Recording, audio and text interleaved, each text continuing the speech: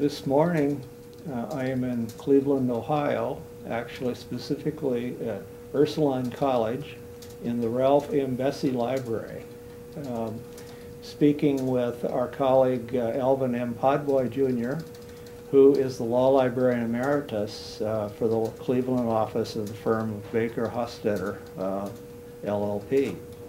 Al, as he prefers to be called, was with the firm from 1978 until his retirement in 2011. Al, as it's sort of our custom in these conversations, could we begin by with a little information about yourself as a person? Could you talk about what life was like perhaps growing up and more recently, including today? Okay. Well, you know, Pat, I've been a lifelong Clevelander, at least, well, northeastern Ohio, you know, in our, what would now be called inner ring suburbs. I went to Euclid High School, and at that time, Euclid was one of the premier high schools in the state of Ohio. So I was extremely happy with my public education. I was the first person in my family, even extended family, to go to college. So that put a little pressure on you. You did not want to fail. And you know, sometimes I see some of my friends that are immigrants and still going in through that same system, and I can empathize with them. But my folks, my dad had owned a tavern with his two brothers, and so I learned a lot about entrepreneurship. And it was interesting. I just saw the movie St. Vincent, and then people are saying, oh, how could you take a kid into a bar, okay, or a tavern? And I grew up in a tavern, so my brothers and I would clean the place, we'd cook, we did all of that kind of stuff, and it was fun. It was really an experience. And it's perfectly legitimate work. I mean, it's yeah. a good way to earn a living if you're successful at it. The interesting thing was that people in the tavern were very careful when children are around to use proper language. Nobody cursed. If somebody cursed in there, my dad would have thrown them out of the place. But you know, it's amazing because our society is so much coarser today. Well, that's very true. Yeah. Occasionally I watch programs when I'm waiting on something on the TV, and I find it a little off-putting to hear some of the topics they talk about. And it's during the hours that used to be called family hours. That's right. You know, and you know, and it is quite frustrating.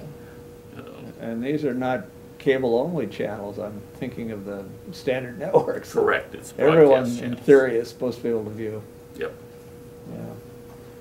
And so you grew up in that environment. What's life been like a little more recently? Well, more recently, like you said, I retired in 2011, and it's the best job I've ever had. Okay. Probably at that point now where you wonder how you ever had time to work for a living. Well, exactly. You know, it's amazing that you say that because it is really true. Yeah. You know, you find you don't have time for almost anything. And now, okay, I am on a circadian rhythm.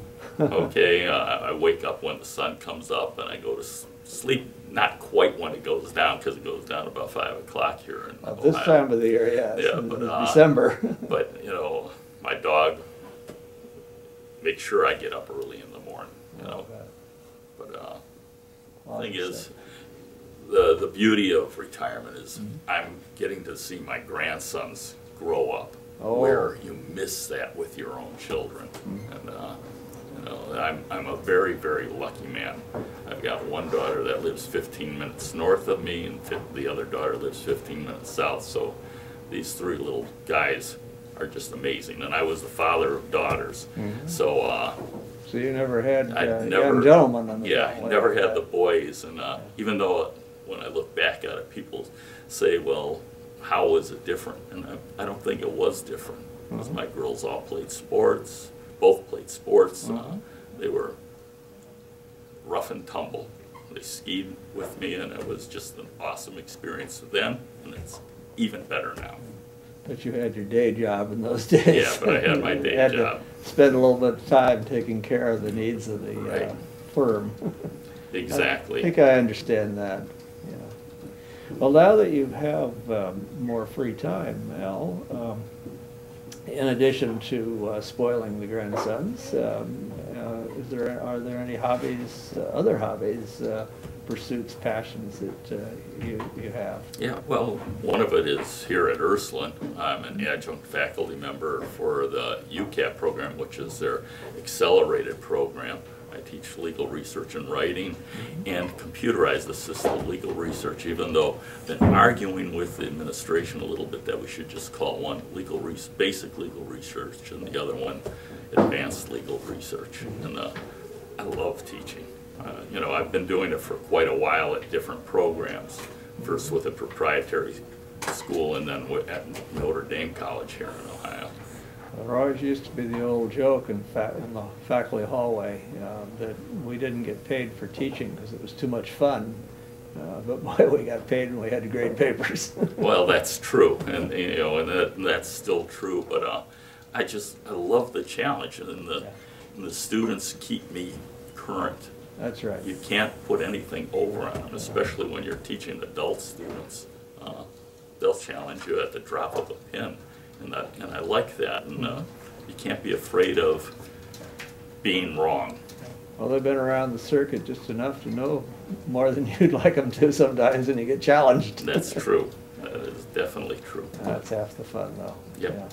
Yeah. I always enjoyed that aspect of my work as well. And then, well, I'm active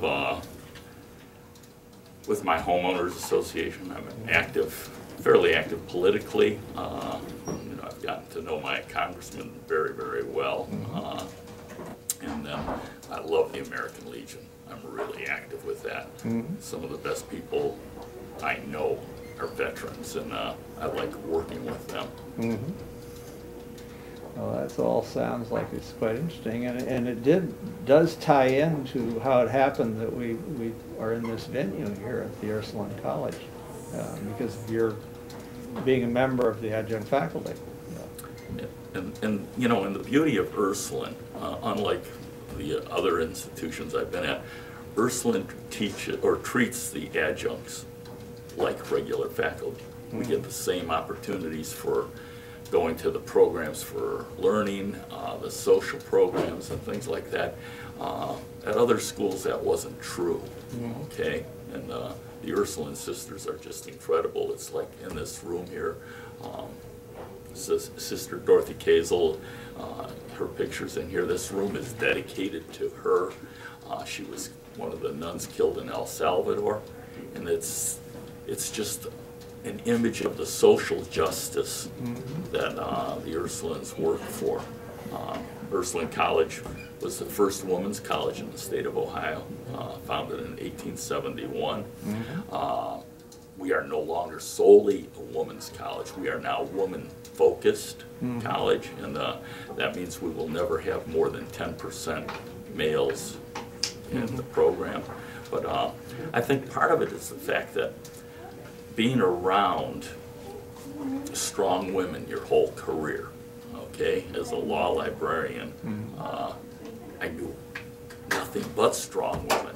And so teaching over at Ursuline is a natural fit. You know, my daughter teaches here too as an adjunct in algebra. She's was a statistics major. I really like it because you know that you are contributing to their strength. And then one of the favorite comments I ever had from a student. I had a student here at Ursuline, and she was blind. Okay, and they said, "Well, Al, you know, is she going to be able to do your legal research class?" And I said, "Well, you know, we'll see." And it's you know, the amazing thing was she ended up being an A student. The school supported her completely. They had readers for her. They gave her the equipment and everything like that. But then I met her a little while later at a more of a social function, and she said, "Al, your program was your class was life-changing for me because it showed me that I could do things that I didn't think I could do. And I said, well, you know, you were life-changing for me. Because the beauty of Orrin was that she might not have had the gift of sight, but she was the most insightful student I've ever had. She asked the right questions. She was always thinking, and you know, and that opened a very intelligent person. Oh, she was very bright, I think, yeah, is the word I'm thinking. thinking. Incredible. Yeah. Yeah. And you know, but that's what I like. I learned more from her than she learned from me, because I learned that it wasn't disability; it was just different abilities. Well, maybe with your learning part of that comment, it would be a nice segue into talking a little bit about your own formal learning, your academic background. Okay. Can you tell us about your degrees? Yeah, yeah, and you know, sometimes, well, when you gave me the opportunity to do this, you know, you started thinking about a lot of things, and a lot of it is sometimes you really think that your life has just been magical. Okay, I went to Ohio University for my undergrad, and the reason I originally went to Ohio University is they had a good forestry program. Okay. I wanted to go into forestry. Well, the summer before I went, my folks entertained or tolerated me, and we went and visited different national forests. Well, I found out I was allergic to pine trees. Oh. I mean, severely allergic to pine trees. That does sound like it would be difficult to be in that line of work. So then when I went to OU, I changed my major to government and history, and it was just magical in that I didn't go to the freshman dorm. For some reason, they put me, who was anything but an honor student, in the honor dorm, and my two roommates were the top of their classes in high school.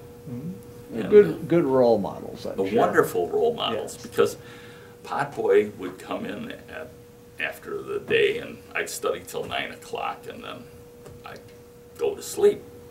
I'd wake up, and it'd be 2 in the morning, and I've got two valedictorians sitting there studying at 2:30 in the morning and studying like crazy. They taught me how to learn. Yeah. Our room ended up having the highest IQ in the dorm all the time. They moved us from the 4th floor because they thought, well, you were in the 4th floor. That's why you guys had the highest IQ. And they moved us down. Decided to move you down in life. Yeah, they moved us down to the 1st floor in the noisiest room. We still had the highest IQ, but not so much because of me, but because of these two guys. And you know, it's been unbelievable. One of them is still my best friend, and I see him every time I go to Washington, D.C. Oh, that's great. And you know, I had the opportunity over there. I ended up working for a fantastic professor. His name was Joe Tucker. He taught state and local government classes, and I ended up being his student assistant, and that's where I first ran into computers. Because Joe gave me permission to use the computers, because he had me doing a survey, and he was in charge of the faculty senate, I believe at that time it was called, but he had me doing research about faculty salaries.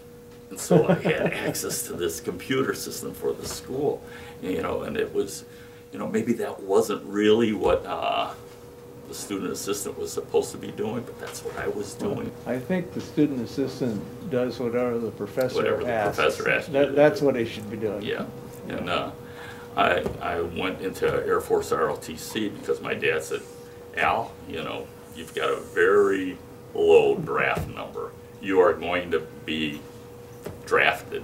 And he said, my dad was in the Army Air Force in World War II, and he said, go Air Force and go as an officer. So I did that. Yeah. My major area of interest was international relations, so that's what I worked on as an undergrad. And then so you did your military after your undergraduate degree? Well, you know, it's interesting because then on sort of on a whim, I took the LSAT. Okay, and maybe I'll go to law school. yeah, see maybe if I'll go to law school and see how I test, do. And you know, and the Air Force was pretty accommodating. They had me as a reservist while I was in law school, and again, I thought at that time that, you know, what I would really like to do would be work in international law. I had my international relations undergrad, so my emphasis in law school was international law. I was on the Case Western Reserve Journal of International Law, not as one of the editors, but as a staff member, and so we put that together, and you know, it was just awesome, because then I was accepted at Ohio State, Cincinnati, and Case Western Reserve. Case offered me the most money. It was the least expensive to go to, because even though it was a private school, so I went over to I went to Case. So you graduated from Case Western, or Case, however they prefer to be called, from law school, and now eventually you end up as director of a county law library. Yeah, well, you know, and it's funny that how that even worked out, because when I went to law school, my first day there, okay, I needed to work, and the library was looking for student assistants. So I went in there. I said, "Hey, I'm your guy." They offered me $1.25 an hour. Now this is at Case. Case Western Reserve. So you were still following the norm for many of us. Right. And so then I became a filer. I became a student desk attendant. But again, the magic, the library ended up, I think, saving my life, because the librarian, Simon Gore, and the reference librarian, Vince DeMelto, the tech librarian, Billy Zadnikar, and all the staff took me under their wing. It was just unbelievable, and you know, I loved working in the library as a desk attendant. I loved answering questions, and so by the time I was ready to graduate, even though I knew I was going in the Air Force, and I still had these aspirations for being a legal, you know, working in international law, I talked to Simon. I said, you know, I really am thinking seriously about being a law librarian. I admired the man hugely. He was, he ended up being my mentor, my rabbi, my teacher, and you know, he was just an incredible guy. And you know, so when I went and talked to him, you know, he says, "Well, Al, before you go into librarianship, you should practice law." Okay, you know, you should make sure that you are never going to regret it. Okay, and I said, "Well, that sounds like pretty good advice." He had always given me good advice, so you know, that's where I got interested. But you know, even the story's more interesting. I said that I worked with a computer at OU when you were in as college, an undergrad. Yeah, and then as an undergrad, I also had the opportunity to help move the library, okay, because they moved from an old building to a new building. So I, as a front laborer, paid a lot of attention to how they did this. And the way they moved it was all like a puzzle. You'd never had to worry about getting everything in order. You just took one piece and you could put it on the different shelves, and you labeled the shelves and everything else. So I learned how to move a library that way, and that did me in good stead for my whole career, because I moved all my libraries the same way. But then when I went to Case Western Reserve as a first-year student, they had a program in the moot courtroom where they brought in a Fortran computer, okay? And the Fortran computer was part of the Ohio State Bar Association's automated retrieval system. OBAR. And you know, which eventually was bought by LexisNexis. But I met, at that time, Bob Osmond, and I saw this computer, and it's spitting out the Fortran cards with the citations, the journals and or reporters on it. And I go, wow, this is awesome. This is the future. And then Case Western Reserve also had the opportunity that you could take classes outside of the law school. You could take 2 classes at graduate level. So I took 2 classes over at the Library and Information School, because that was the place you could get the legal research or the computers courses for that. So I learned Fortran computing. And you know, it was just incredible how this stuff keeps falling into place. Well, many of our viewers today, of course, grew up in the era when computers were the norm, and these tiny things that we have today that have so much power and capability. It's hard to realize how different that is from the environment in which you were beginning to learn about computers and the power they had. Yeah, and you know, and that was the other thing. As a student at Case, you know, and I'm sorry to jump around on this a little bit, but as a student at Case, Case was one of the first 2 schools to have LexisNexis. Harvard was the first one. Case Western Reserve under Simon Gorn was the second, but Case kept it. Harvard got rid of it because they said, this is not going to work. So there's a plaque in the law library over at Case Western Reserve recognizing the fact that Case Western Reserve was the first or the longest holding academic institution that had LexisNexis. Yeah. One of your counterparts across town, Cleveland Marshall, also was an early adapter. Barty Wolf, our colleague, was the director there, and he used to come and tell us stories about OBAR initially, and then eventually Lexis. Yeah, and you know, and we called it OBAR Lexis for a long time. Yeah. But I met a great guy too, Bob Osman, and Bob Osman was really one of the early people on that, and I had the privilege of being on programs with Bob.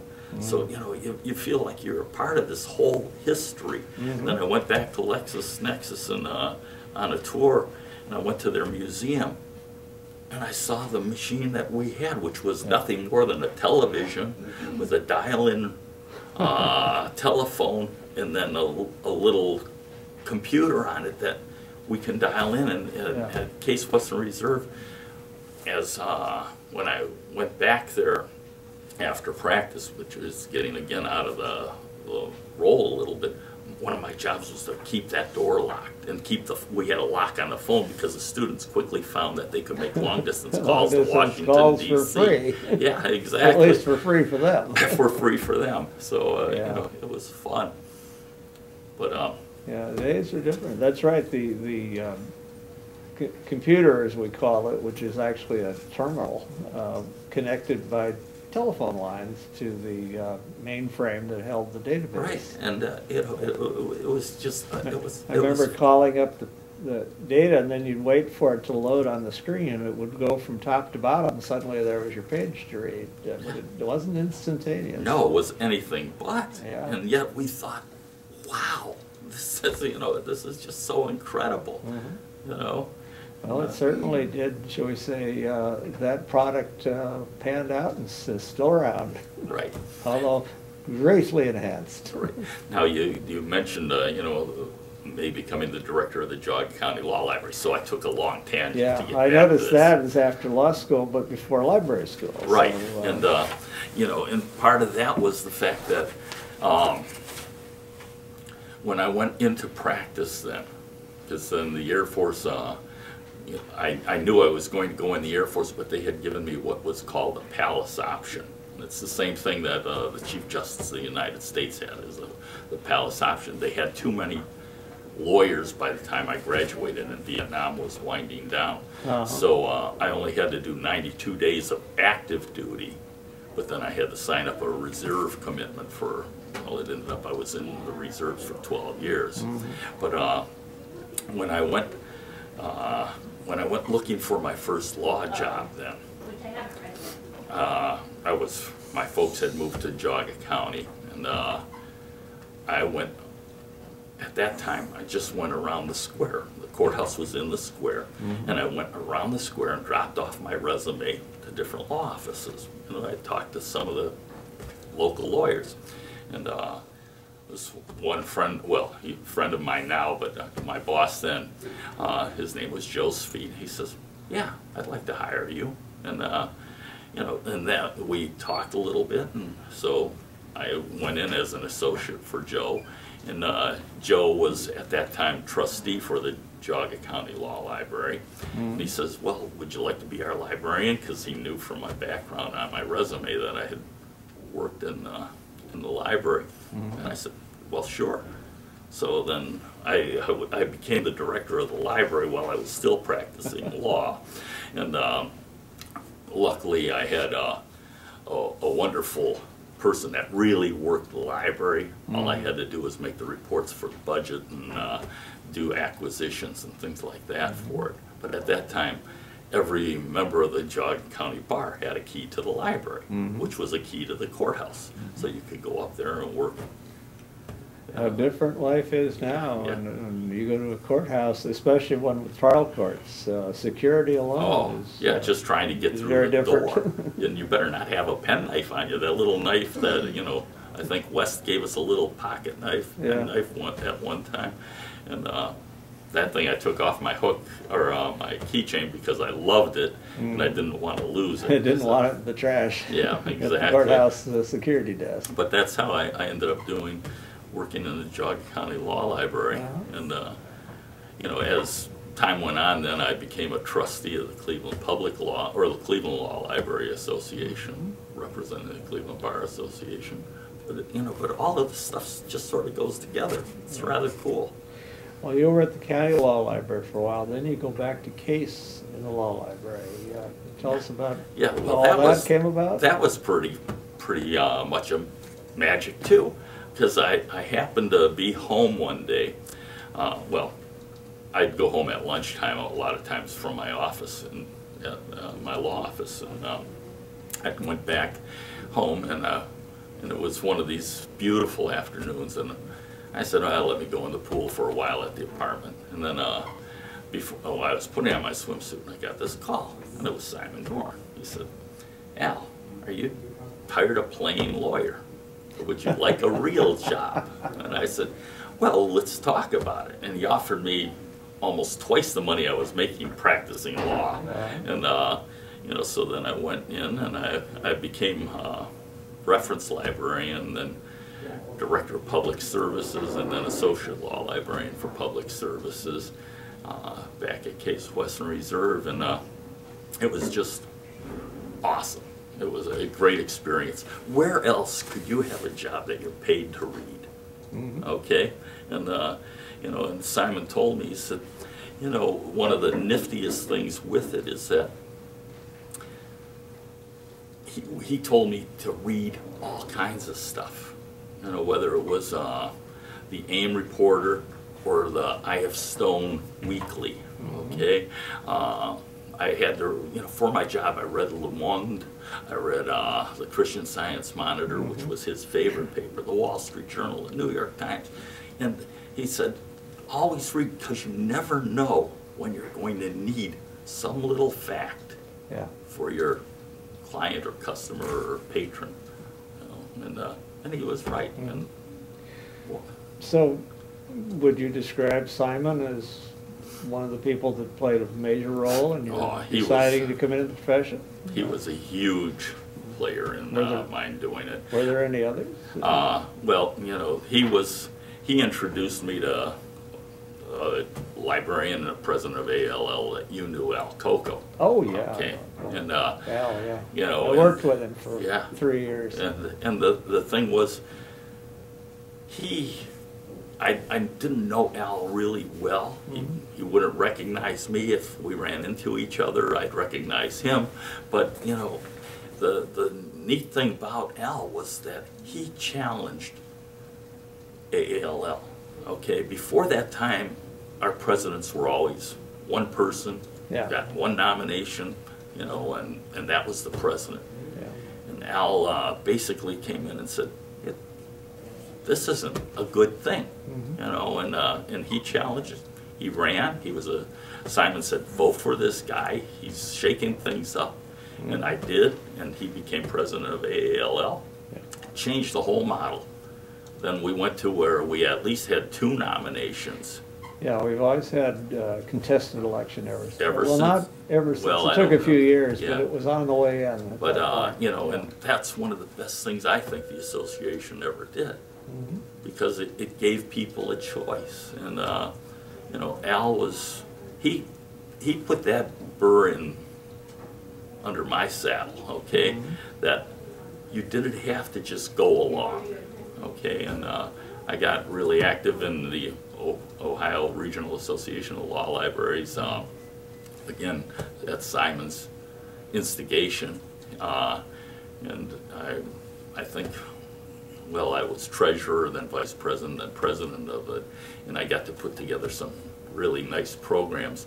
But Orel in the chapter, we didn't think we just had to go along with whatever AALL told us to do, okay? And, you know, we figured AALL worked for the chapters rather than vice versa. And, you know, so, you know, we put on a lot of interesting programs, and, you know, we worked at that, and, you know, it was incredible. Well, with Orel was where we first started having regional meetings. We had a regional meeting in Albany. I think that was the first one. I helped put that together with some other chapter chairs. And again, it was because we didn't like being told what we had to do, okay? And we wanted to show AALL that we could put together programs. Yeah. And, you know, that, you know, you had to look at how you were doing things. Well, the Ohio Regional Chapter was one of the more active ones. For a long time, vis-a-vis others, I was in an active one too, but we were in a city, Yeah. D.C., but many of them could only get together maybe once a year, whereas you guys seem to be more active. Yeah, we had 2 meetings a year, and we included Ohio, Kentucky, Michigan, and Indiana at that time. It was those 4 states. And then Michigan went off into Michal. And I always argued, well, you can set up your own state chapter, but you're still part of Orel. But they took them off the map eventually. But, you know, it was just an exciting chapter. We had a lot of great members. Well, and at some point, you're at Case, and then you decide to go into the real world. Can I use that term? Yeah. I've heard it used by colleagues. You know, Right. Those of us in academics were not in the real world, but people downtown in the law firms were. Yeah. So you moved into that other world. Yeah, I moved into that world after getting my MS and LS. Okay. Simon said, you know, he felt that the more important degree was the law degree, okay? And but he also thought that you had to have the professional background of working with and getting your master's, so I did that. And I was lucky that Case wasn't reserved. Law school paid my way, basically, for my master's degree, and it was fun too, because that's a nice accommodation. Yeah. Tuition is not that low. It was lower then than it is is today, but you know, it's still high. It was really a nice perk. Matter of fact, after I finished that, they let me start on my MBA, but then I changed and went into the real world, and when I'd have to pay for the MBA, I dropped that off. But yeah, you also may have had a day job that was a little more demanding on more of the day for some of your time. Well, it was, and but I went over to I had a call from one of my friends, one of my classmates, and he was at Baker Hospital. He said, "Al, would you like to come and work for us?" And I said, "I don't know," but I went and talked to Simon again, which I always did. With almost every major life decision, I talked to Simon, except getting married and having kids. But you know, didn't need Simon's advice there. You knew what you wanted. I knew what I wanted. But you know, so he says, "Hey, go for it." see what they're willing to offer you. And so I went in there, and I said, well, you guys had hired another friend of mine twice. She was the librarian for a while, and then she left, and then they hired somebody else, and then she came, then she came back, and then she left again. And I said, well, am I going to be able to stay here? If she decides to come back, are you going to get rid of me? And they said, no, we're done doing that. Okay, but I went through, and that day I knew something was going on because I interviewed with almost every partner in the firm for that day. Okay, they treated the librarian position as an important sounded position. like they took it very They important. took it very You seriously. would be talking to maybe one or two. And Yeah, and and part of that was that they had a librarian.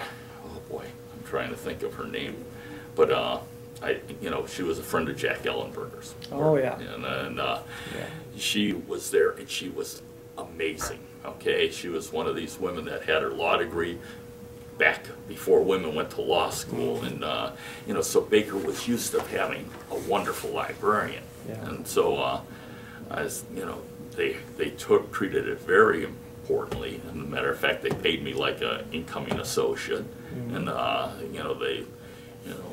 they said, well, you're always going to be an associate, but at least we'll take care of you like that. And it was awesome because my classmate, who's still there, even though he's getting ready to retire now, just opened that door for me. And when I did it, I said, well, Simon and I both thought, well, you'd eventually go back into the academic world, because let's face it, that was the top of the heap in the profession. But that never worked out. But I never really minded, because Baker was just an amazing place to work. I met phenomenal lawyers, and one was Mr. John Drinko, who was our executive partner. Then we had Judge Paul White worked for us, and I met Judge Fred Winter out in Colorado.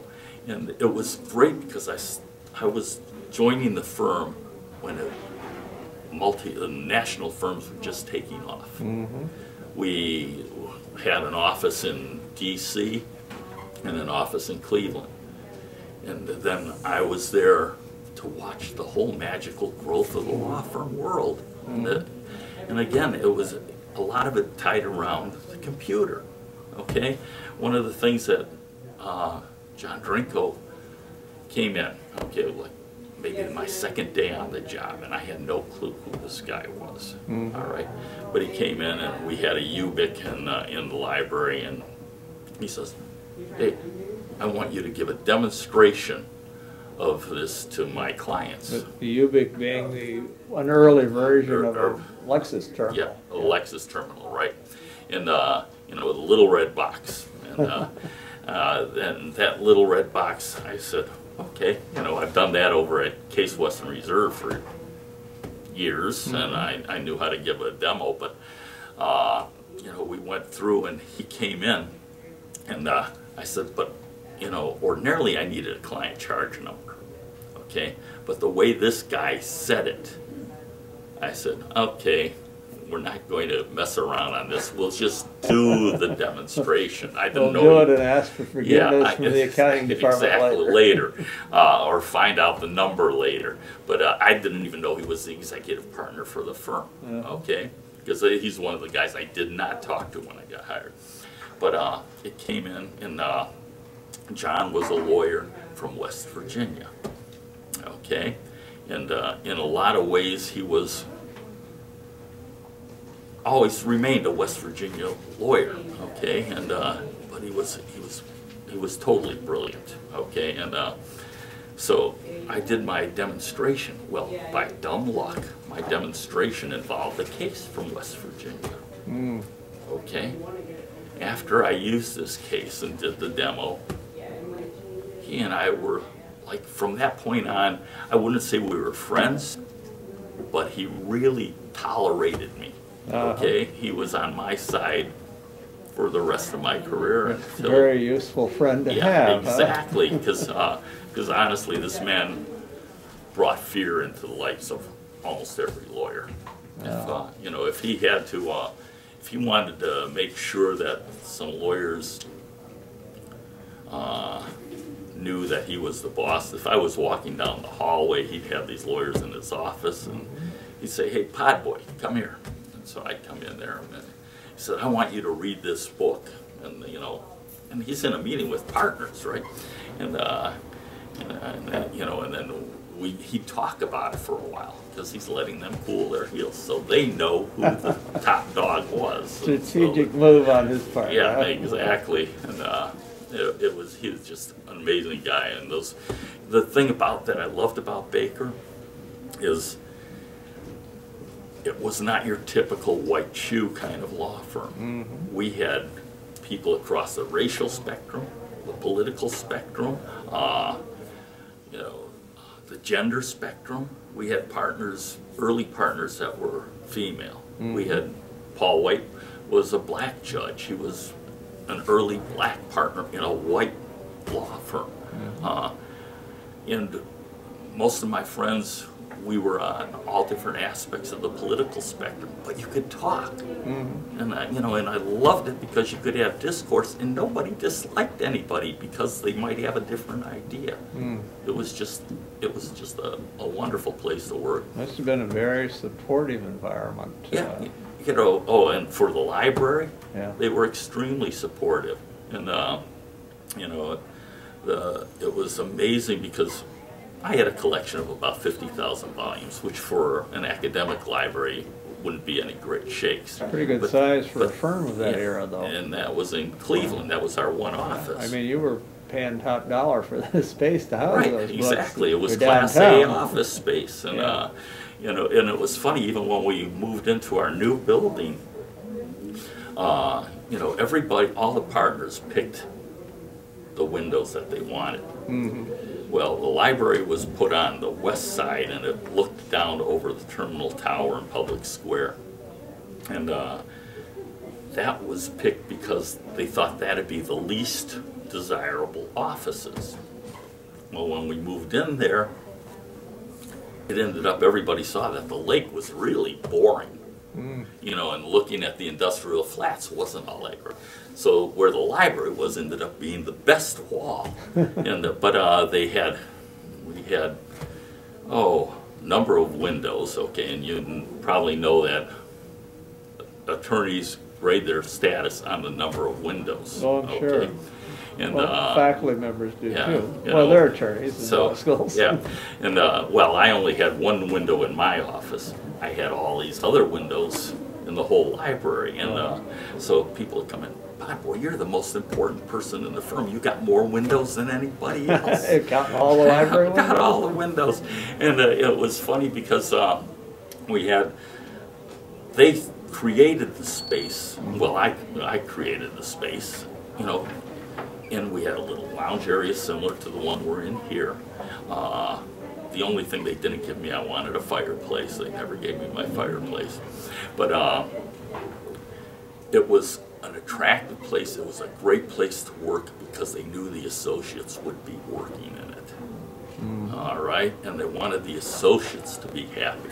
And, so we had that. And then I designed the library, the layout of the library, and I replicated it in every one of our offices. They wouldn't be as big, but our attorneys could go from one office and know exactly in the library where they would find the material, because it was always the same. And, it was just awesome, and I got to move libraries about 12, 13 times, so that stuff that I learned at Ohio University really paid off. Yeah. Well, that sounds great. Now, your career sort of coincides with when law librarians were beginning to come more and more into firm settings and establishing the kinds of sophisticated law libraries that are much more common today than they once were. You mentioned Jack Ellenberger a few minutes ago, and he was a law firm librarian. He was with Covington and Burling in Washington for a while, Correct. and then later most of his career at Sherman and Sterling in New York. And Jack was sort of, a lot of us saw him as the typical firm librarian, the kind that, you know, would be the norm, we thought at some point. He was quite a leader. In fact, he was eventually became president of the American Association of Law Libraries, and I think was the first firm librarian. I think you're right. To hold that, I think he was the that first firm office. librarian. There've been several since, Right. but it was, you know, he was setting new trends and standards. And I think he came out of Cleveland. I believe, you know, that he talked about the librarian that worked at Baker, because she was also over at Cleveland Law School before it became Cleveland State University, and you know, and he talked about her quite favorably often, and so yeah, I don't know that part of his background. Yeah, you're probably quite correct. I think he did. But you too, as a firm librarian at that point, well established, played a major role in some of this developing, in the firms becoming more involved in the broader profession, and the broader profession starting to better reflect, I hope, more of your specific needs. But you played a big role in that. You were involved in the beginnings of the private law SIS, Special Interest Section, which was mostly the firm librarians. You also eventually were in the elected leadership of AELL. You served a term on the executive board. And you've already mentioned some of the stuff involved with the chapter, but do you want to talk a little bit more about some of that role and Yeah, well, played you know, over the and years? again, that was the culture of Baker and Hostetler. I mean, Baker Hostetler let me do a lot of things. I mean, I was active in the Cleveland Bar Association, the Ohio State Bar Association, and then, like you said, our National Association. And whereas I had to give trade-offs, okay, and that's the one really, I think, the biggest difference between private participation in the association and academic. Yeah. I believe academics got plus marks for being Well, we active, did. I mean, it you know. was encouraged because it was thought that it was beneficial to the institution. But I know in the other world, Yeah. they have to be a little more attentive to cost benefit. And that's true. And you had to, you know, you had to prove the reason why you were going to the meeting, because most of the lawyers were used to going to the ABA meeting where it was, probably should delete this, but you know, the fact that it was a party. Yeah, you and know. it was a huge number of people, so it wasn't and, you know, and the same. whereas when the firm librarians went, we went to the programs because this was our opportunity to learn. We went to the exhibit hall because that's where we really found out what the cutting edge material was. And Well, I remember I was program chair at one point for the association, the national, and you worked on influencing us to put programs into the array of choices at the meeting that you as a firm librarian could use specifically, but also as an attorney who had a continuing legal education requirement with the bar. Some of those could qualify for that. right, and that's where you got the value added. Okay, if I was going to the national meeting or to the Oral meetings, you know, and I could get CLE, then they said, okay, well then we're not going to have to send him to some other CLE Exactly. programs. And you know, so I think it helped because the CLE committees would have to approve it. We had more programming that was aimed at law and things like that, because those are the ones that would count. Oh, absolutely. You know, and I could understand and appreciate that. yeah, and you know, it was just it was great that the National Association, and I think through a lot of your leadership, was able to start doing that. Thank you, but I had a lot of fellow leaders about that time, Carolyn Ahern, was a That's true. mentor of sorts as a president for me. Yeah, and She came from the private law. from the private area. Yeah. She was like one of our Yeah. heroes, you know. Yeah. And then Mark Estes. Mark Estes. Obviously, Mark. Yeah.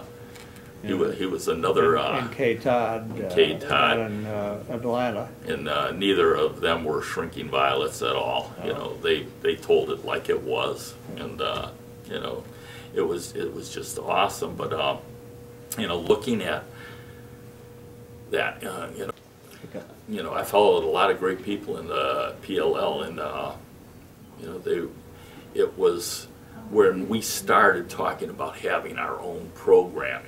Mm-hmm. You know, programming that would attract private law librarians, Mm-hmm. and you know, so you know, the one thing that you know, I did throughout my whole career, I always believed in surrounding yourself with people that are a lot smarter than yourself. Okay, The key to success. yes, that was my management style. I'd hire better people than, you know, smarter people than myself. And Now, I can edit this part out if you have second thoughts about them discovering what they probably already know. yeah, they knew it. All my librarians knew that, but it's also the same people over at the, you know, at the association level. I mean, I did get active in the National Association with Baker's Blessing, but then I had to do the trade-off that I was talking about. Certainly. If I was going to the meetings, I had to give them my vacation days. I had to use my vacation days to attend the meetings.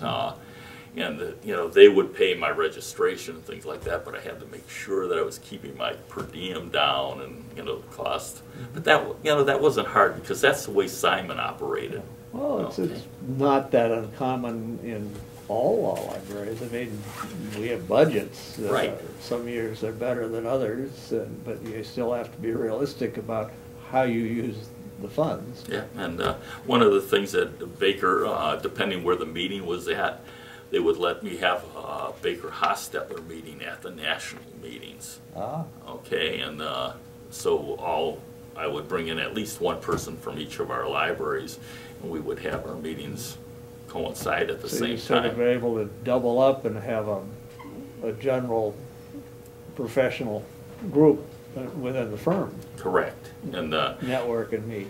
network and meet, and you know, the people would have to go back and make a report what they programs they attended. I would assign some programs to people, and you know, so we were covering all the bases. People understood that the firm owned the manuals and the handouts and everything that we got, but you know, Baker was extremely supportive. It was a great place to work for. Well, I know the association learned a lot in a positive sense from you and others from the private sector, helping us realize what the needs were that needed to be addressed. And I know part of the concern early on was that because AELL was essentially volunteers in its leaders, that people from maybe the academic sector could be overrepresented only because their employers were more into this sort of thing. And we began to hire staff to take in the association to take over some of the more everyday sorts of things, and even beyond some of that. And I remember part of that was to empower more of our colleagues who were not academic or academic directors to be able to be participants in the real governance. Yeah, because you would then provide, well, the association would provide some of the staffing that we needed to participate. That's right. So you know. didn't have to do that yourself, Right. which you couldn't do. So the idea was to create an empowerment to a broader group of our members to be able to contribute from their talents and not have to, you know, basically almost give up their day job. Right, exactly, and you know, and that's the one thing that people, my academic friends, don't always appreciate, that if we did it, we were doing it on our own time. We weren't doing it during work hours. You know, we had to. Our number one job was to make sure that the clients were getting the service and the attorneys were getting the service that they needed. And that, but you know, that was the other thing though that I loved about Baker Hostetler. If I needed, before they had faxing, before they had anything, if I needed something to go to another city, and we had a partner going, that partner would carry it. You know, it was just unbelievable, and you could approach our partners. You know, sometimes and later in my career, I get a little annoyed because some of the young attorneys would come in and they say, well, what about this and this? And I said, well, you know what, we got the expert upstairs. Why don't you go ask him or her? And I said, oh, I can't do that.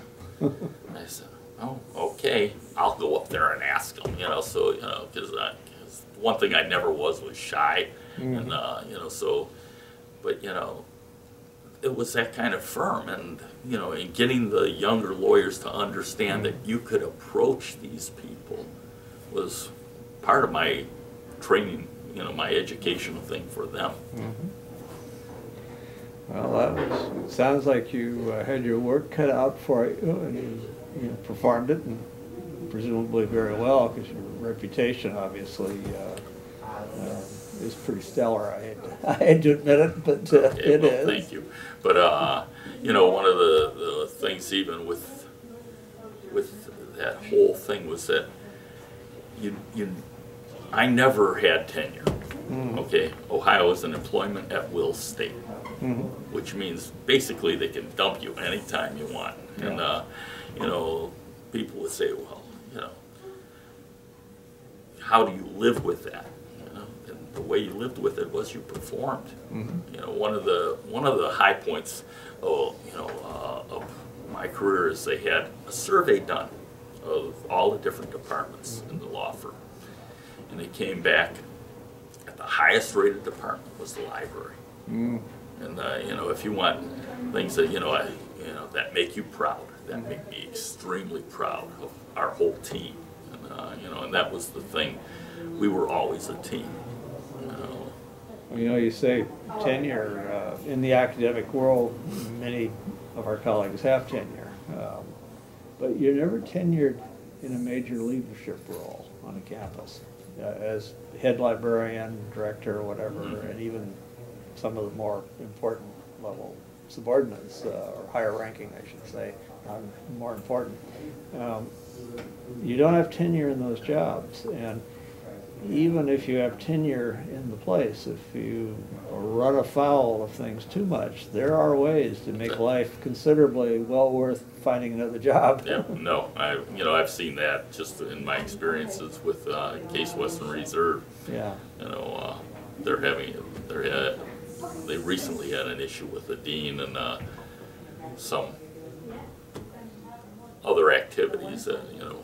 Yeah, these things sometimes happen. We've probably, I know I've seen a few over the years. Yeah. Fortunately, not in my own places. Right. Well, that's a good point, and that's something I think many of us in the private sector don't realize too, or appreciate. Well, you know, it was interesting. One thing I learned when I first came to D.C. was we got involved in the Law Librarian Society of Washington, D.C., which included librarians from all the sectors, you know, private, government, the academics, and whoever else, some publisher type people. I mean, it was a real interesting mix. I think many of us started to realize we had a lot more in common than we had that are different. And we came to appreciate each other considerably more as groups. And that is really true. That's been my experience completely. I mean, we are more similar than we are dissimilar. Yeah. But you're right, in order to get to that level, you've got to speak up, and you did it. You certainly helped in making some changes in the national and regional chapters, which reflected more broadly the needs of people that were members, and that was good. Now, you've had an interesting array of sort of other kinds of activities over the years, especially more recently now that you have more time. I'm thinking in terms of your work at one point on the Westlaw Board of Advisors. You've been an overseer for the Case Western University. You want to talk about some of your out of the work area, technically work area types of things? You know, and part of that was, again, it was like the magic of the whole thing, the magic of, you know, the way your life evolves. And I ended up being very good friends with a lot of my vendors, okay? And I never had the idea that we were on opposite ends of the spectrum. We weren't enemies. We were both looking to provide the best service possible. And you know, my whole, whenever I negotiated contracts, and I negotiated a lot of automated research contracts especially, but you know, hard copy too. My budget was pretty big, okay? You know, we used to envy the figures, I heard, but then on the other hand, you didn't get the deals we got with West and no, Texas. we had to spend the money. You But, had to pay for the databases. yeah, we got to use them. You got to use it, but we paid for it. But then again, they were very smart to do that with you. And the people that I think are making a big mistake are those that don't want to give those deals to the academic world, okay? Because you got the students and a main line. Yeah.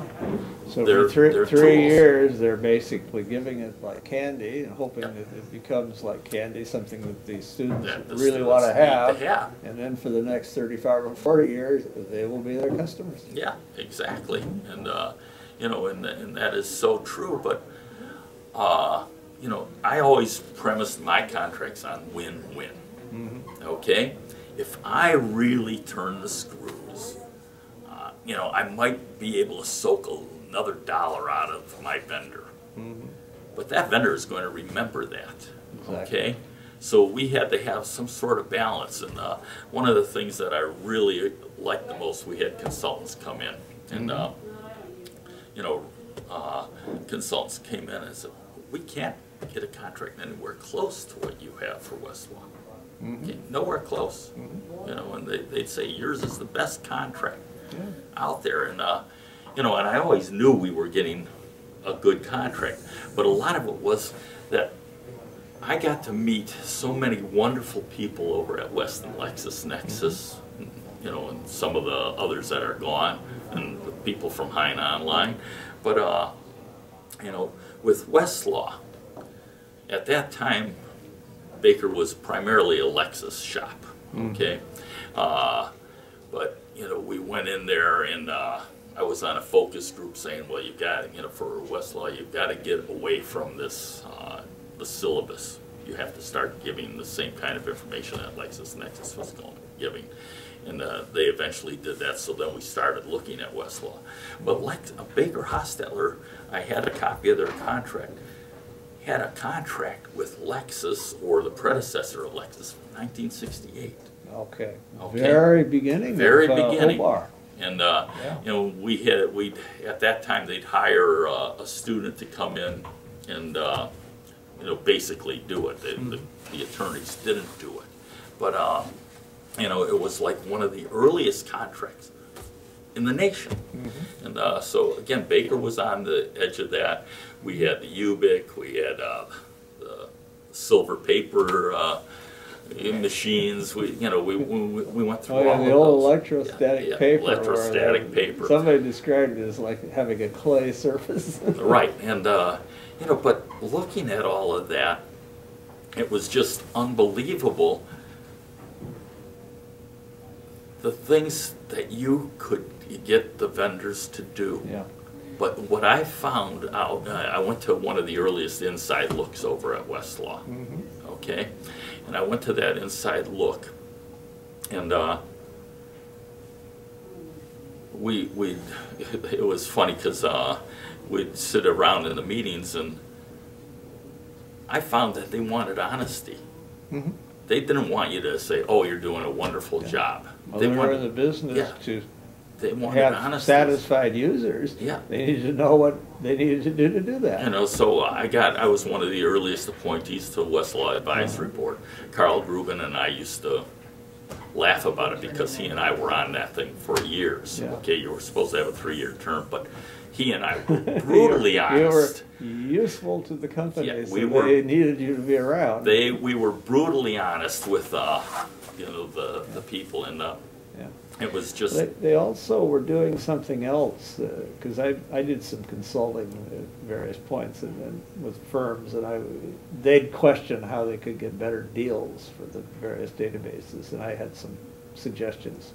But the reality was that if they could get Baker here in Cleveland to use their database, and you have a lot of attorneys who are up against you in actions, the attorneys who are competing with you, with their clients, are going to be nervous that you might have a leg up. correct. Because of this database. Because so they're going to have to need the They're database going to to have compete. to buy it too. So And the companies were aware of that, Yeah. or at least they assumed that. And Yeah. they also would give it to the judges. And Yeah. before the databases, the judges would get the local reporters and stuff gratis from West.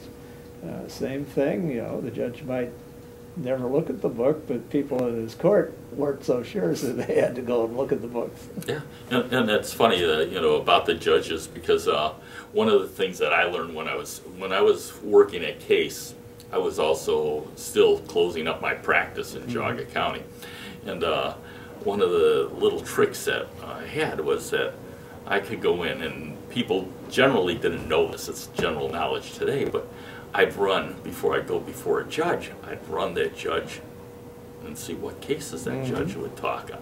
Yeah. And So find you know, out what he or she was all about, right, as and much as you could. And I'd go in and I'd say, well, Judge, in such and such opinion, you yourself said this. Oh my God, talk about getting the judge on your side. Okay, and that's half the battle. Okay? Assuming the judge had said what your side wanted him to say. Yeah, well, you didn't quote it if it was opposite, but Absolutely. but you did that. I think that's called strategy. Yeah, but after the inside look, when I was at the inside look, and that very first one, I came back and I got this FedEx letter from West, and it said, because of what you have told us, we are going to start adding star paging to our reporters. Okay, and I said, wow. You can actually influence what these people are going to do. And I kept that letter forever. You know, I probably should have framed it, because it was one of those things that was like, oh, wow moment, you know, that you can actually help to create what everybody else was going to use. Because we had wanted star paging for years. Yeah. But West didn't want to do it because they were afraid that it would cut into their books. And I told them at that time, I said, you know, you're not a book company anymore. You're an information company. You know, and you might as well act like it. And you know, it was unbelievable. I got to, you know, I met Dwight Opperman, and it was funny. President of West for many years. West Publishing, and great guy. Okay, but I got to meet him through Jerry Confession, who was a vice president. Then I met Gerald Tostard too, and you know the neat thing about these guys, they were all bookmen. They had all come up through the system selling books. Okay, but I met Dwight Opperman at a dinner, and well, you know, during the inside look, they had us took us all to dinner, and he's sitting next to me, and I said, I had no clue who he was. I said, are you a librarian or are you with West? And he just smiled at me. He said, oh, I'm with West. And Jerry Confession was sitting across from me. Yeah, Jerry Confession was sitting across from me, and he's laughing. And I said, whoa, you know, I must have said something pretty funny. Well, later on, he gets up and, you know, Jerry introduces Dwight as the president of West Publishing Company. But that's how I met the guy. And you're just sort of hanging under the table. Yeah, you know, and I'm over there. You didn't do anything bad? No, I didn't do anything bad at all. But it was funny because later on, West invited me to, they had the U.S. Open in Chaska, Minnesota, and so they invited me, and I don't know if they invited any other law librarians to this thing, but it was the ticket to get. I mean, partners wanted a ticket. I had partners saying, I need a ticket to this. And I said, well, they don't really want more than 1 or 2 people from a firm. He said, I'm not going, but I want the invitation so I can show everybody the invitation. But, you know, we went to that thing, and the opportunities to deal with these people, you know, like that, it was just awesome. But we're sitting in there at a meeting, and I'm sitting I sat down with, you know, at this table with Opperman and Confession and Tostred, and there were a couple of other guys, partners from firms came in. I said, well, do you want to join us? And they're looking at these old guys. I said, no, they go over there. And, you know, they went and sat at another table. Well, then, these 3 gentlemen are all called to sit at the head table, and they're apologizing to me. I said, no, I feel bad about the fact that these guys didn't want to sit here with us. And they said, you were trying to do them a favor. They were too dumb to realize it. Oh. You know, but yeah. You know, they're in Bill Lindbergh's conversation for this oral history. One of the things that comes out in there is the role that Dwight Opperman played in moving the company away from all books and into digital as well. The information age, yeah. And he talks about that, and I'm referencing it because if our viewers want to pick up on that, Bill Lindbergh's conversation would be the place. And well, it's nice that you bring up Bill because he's one of my favorite people. Oh, a wonderful guy. And Craig Runday too. You know, those 2 guys were just so entertaining at our meetings. Mm-hmm. They missed their calling. Really, they should have been entertainers. I think they were somewhat. Yeah, well, they were. You know, they convinced the West Publishing to spend a lot of money on different programs. But then, you know, the other person that I really liked from West too was Ann Ellis. Mm-hmm. Ann Ellis was a PLL chair. Yes. And you know, I think she was on the fast track to be president of AALL. And I probably was. You know, and I told Ann, I said, well, you know, you're going to the dark side. There's probably no chance that you're going to be president of AALL, you know, if you go and work for, you know, the vendor. You'd never know, though. You'd never know. Cammie King wasn't president, but she was on the executive board. She worked for the Bureau of National Affairs, BNA. Yeah, and she was a wonderful person, too, because I got to meet her. But, you know, it's just that, you know, you never know, but president, I think, would be a bit of a reach for, you know, for our membership. Well, I remember when we were having the discussions at AALL about broadening the membership who could be eligible for leadership. Yeah, I remember basically going from a fairly narrow group to everybody. And the feedback we got was concerns that the publishers would come in and take over. Right. And the reality was, that was not their agenda at all. No. And the likelihood of one of them actually aspiring to be, or even wanting to run for president was probably pretty minute. Yeah. But even if they did, I share with you, these are people that are good people. Yeah. And they do what's best for the role they're playing at that time in terms of whoever they really represent. And I think if one of them had stepped into the leadership, he or she would take a broad-based view of who the constituents were that he was serving. Yeah, I agree. I agree wholeheartedly, because I was one of those that was never scared about it. You know, but you're right. There are a number of people that were scared. Yeah. Number of people that also were worried about librarians that didn't have the degrees. Oh, I remember that over the years. You know, and you know, if you looked at it, you could learn librarianship through on-the-job training. Well, I could. I won't do it here, but I could name some very highly regarded colleagues of ours that did not have degrees other than perhaps a baccalaureate degree. Mm-hmm. Certainly not a library degree or a law degree. And very competent, very highly regarded colleague. Yeah, and I knew many of those people too. Yeah. And you know, and I would take a little heat every once in a while, even with some of my Baker librarians who didn't have the degrees, okay, but were extremely good for the firm. You know, people would come in and say, well, they don't have a library degree, why are you calling them a librarian? Because I'm not going to discriminate against them. They've earned the right to be called a librarian. But again, that was, like everything in life, controversial in some ways with a lot of people, both pro and con on that issue. Yeah. Well, maybe we're sort of getting towards the end of today, Al, our conversation. But, you know, it's customary to ask if, you know, we've covered a lot of territory. Is there anything that we haven't talked about that you would like to talk about now? Okay, let me see. Well, first of all, I want to thank you and Hein for this opportunity. Okay, Thank you. It's such a pleasure. You don't need to thank me. I mean, I'm I so really delighted to be part appreciate of it. You know, I mean, to me, this was unbelievable, and I would encourage any of my peers to do it. It's painless. Okay.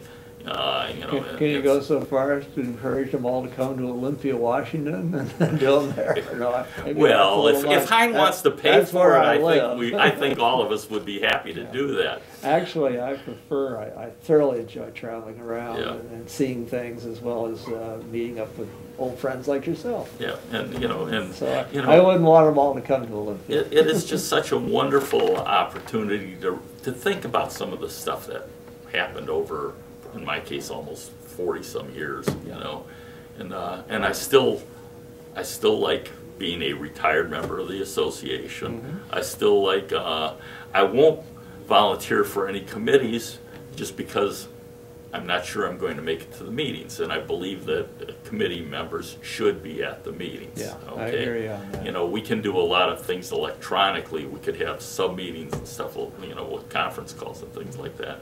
And, you know, honestly, my office is my phone, okay? I don't even have a PC anymore. You know, I do everything on this, and, you know, it's pretty amazing, you know, what you can do. I mean, I write my memorandum, I write my class assignments and things like that. Probably do everything on that phone except talk much now. Yeah, I don't talk very Everyone much has on it. gone to texting and that sort of thing. So And, you know, and I used to make fun of my kids with texting, you know, but now I find I do it too. But it's just... it's a lot easier on a smartphone where you have a keyboard to play with that's instead true, of because having I to never push the did button, that thumb thing at all, right? Yeah, the right number of times so you get the right symbol or letter. But, you know, even over here at Ursuline, they'll say, well, you can't do everything on your phone. I said, I can do virtually everything on my phone. You know, I mean, you connect to a wireless printer, this and that. You know, now it's obvious when you're writing when I'm writing my memo assignments, it's easier to do it on a PC or a laptop. I think you can buy keyboards that connect with your phone now. Yeah, that's true. Or to to the an iPad or iPad a similar or whatever. Yeah, device. and that's the way I would go if I wanted to expand on it. And you know, and maybe with my activities now with the American Legion, that's one of the things that I would do. But you know, I guess the main thing I would like the association. Right now, we're talking about renaming the PLL. Okay? Oh, are you? I wasn't aware of that. Yeah, they're going through a major thing about what should we call ourselves. And you know, and I've always had the attitude, well, call me anything, but don't call me late for dinner, kind of thing, you know. But you know, or worse, too late for dinner. Yeah, or too late for dinner. And being raised in a family of boys, if you were too late for dinner, you didn't eat. Okay. They're all big competitors. Yeah, exactly. But you know, if I wanted to say anything, I think the name of our association, by stressing the libraries, the American Association of Law Libraries has got the wrong stress. Okay, we have to really realize that what's important is the American Association of Law Librarians. Yeah. Okay. I remember that over the years. I think the argument always in opposition was that a lot of academics primarily thought they could slip the dues notices through accounting if it was an association of law libraries, because then it wasn't their membership technically, it was the institution. Right. And But, you know, does that fool anybody in accounting? I don't think so. I think you're right, You it know, doesn't. And, you know, and really the emphasis for us anymore has to be on the people. Because, well, as you appreciate, okay, when I left Baker Hostetler, people said, well, what are you going to miss the most? And at that time I said, well, I'm going to miss our immense resources, okay? The ability to find out almost anything, anywhere, anytime, okay? And, you know, that hasn't ended up being true, okay? Yeah. I've got the resources. Now, part of it is the fact that I'm over here at Ursuline, too, okay, because we got LexisNexis Academic, so I could use that, and I could enter that remotely. I've got access to Westlaw Next.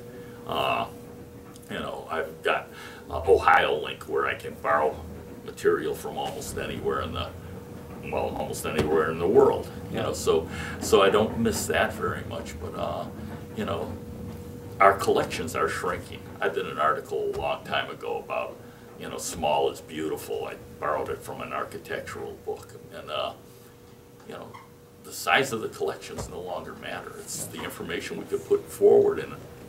You know, and one of the things I think that the private law firm librarians have realized maybe before our academic brothers is that, and sisters, was that, you know, format didn't matter. Format didn't matter at all to us, you know. I saw that in my latter years in activity. I saw what the firms are doing, but they were in a way more empowered to do it because they didn't have others, such as through the accreditation, still counting physical volumes Right. and evaluating law libraries and law schools on how big their in physical volumes Right. their libraries were. They've gotten away from Yeah, that the now. ABA is learning. And Okay. it has. And I noticed in visiting as part of my this project, different places, many of the academic law libraries are no longer growing in terms of volume count. It's just become unnecessary and prohibitively expensive. And they're weeding as firms did, at least in Washington, D.C., back in the 90s, Yeah. 20 Things, years you ago. know, throwing things away willy-nilly. Yeah. You know, and that's tough for anybody that loves books. Yeah. Okay, but you know, it's like you said early on in our conversation. You know, when you're paying X number of dollars per square foot, the pressure is on to make it smaller. And like many, like some of our public libraries too, we're becoming more of places, social places. Like, you know, we moved away from the carols at Baker Hostetler to the tables because so Sort of people like the setting we're in here in the Ursuline right, Library. and you know, and coming in where people could talk to one another and discuss their cases. And the one of the things I really loved was we made sure that our libraries were wired. But the lawyers leave their phones and leave their, well, they still bring their laptops, but they don't connect to anything because they don't want the distraction. So they're coming to the library to get away from the distraction. And in my case, whenever I'd write one of my articles or whatever, and I had the wonderful opportunity with Practice Innovations and Law Technology News to write a lot of stuff, was that I'd go reserve a conference room. Because I had to get away from the library, Yeah. you know, where people weren't coming in People and seeing me. who didn't come in every 2 minutes and with And this ask side of me the for other some- thing. Right, Yeah. and Yeah. you know, so you know, the library wasn't my refuge; it was a refuge for our lawyers. But for me, I had to go find a conference room and close the door and put a sign on the door, case room, so that people wouldn't come, you know, into the room. But you know, reserving the room. You know, and the last thing I guess I want to talk about is the fact that, you know, like you said, you know, like a last comment. And for me, you know, looking at my career right now, I'm really active in the American Legion. And, you know, in the American Legion, we have the 4 pillars. It's veterans, national security, Americanism, and child welfare. And you know, right now I'm on a national committee for the national security, their National Security Council, and I get to go to DC for that. And I get to, you know, I'm a department officer as an assistant judge advocate, which is basically like our general counsel, or the general counsel. So I've come full circle, all right? I'm now a lawyer again, okay? And being on the National Security Commission, I'm working in international law and international relations. You really have come full circle. You're back to your undergraduate back to experiences what, as things, well. Yeah, so you know, it's amazing how this stuff works. But you know, I thank God, I thank this profession all the time for the opportunities, the people I've had to meet. It's just unbelievable. Well, you have been one of those colleagues that we all knew because you were active and you did reach out. And I appreciated that as another colleague. You know, and you know, so you know, I'm hoping if we can change our focus to the librarians, no matter what we call them. Yeah, well, maybe they will at some point. I mean, you know, no matter what we call ourselves, and I personally would rather just change the definition of librarian, okay, rather than change the name. I mean, you know, I know a lot of people disagree with me on that, but I love the word librarian. I love being a librarian. Just like for a while, libraries on campuses, not the law library particularly, but general libraries were learning resource centers or things like that. Yeah, they're libraries and they're librarians, and it's real.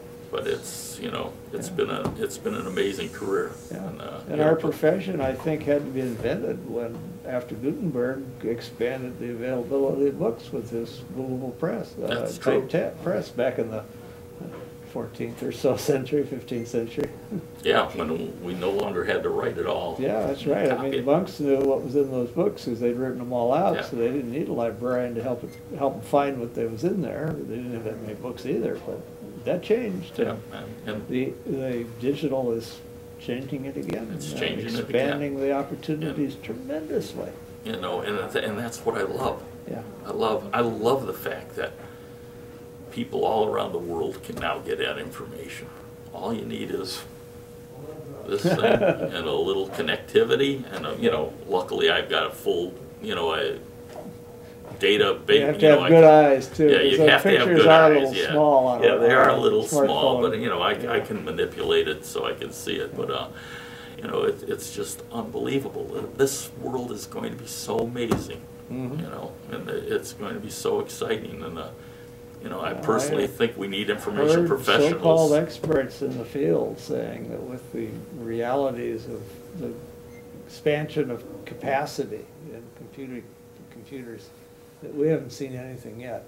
Yeah. On what is going to come. No, it's going to come, and you know, and I like the ability to go to the different websites, but the blogs. I love blogs.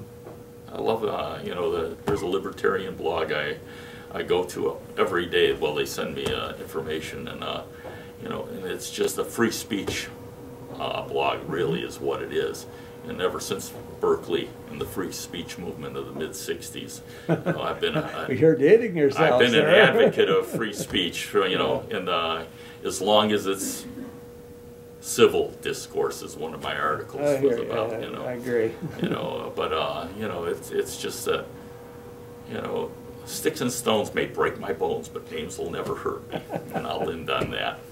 Very good. Okay. Well, on that, I want to thank you, Al Podboy, for being part of today's conversation, and I'm thanking you. I'm doing it not only on my own behalf. I'm the one that gets to be here and have all the fun anyhow, so I shouldn't have to. But on behalf also of Michelle Wu, Frank Hodak, and Dick Spinelli, our colleagues with whom I have the honor of putting together these conversations for the oral history of law librarianship. Thank you. Well, thank you. Thank you again.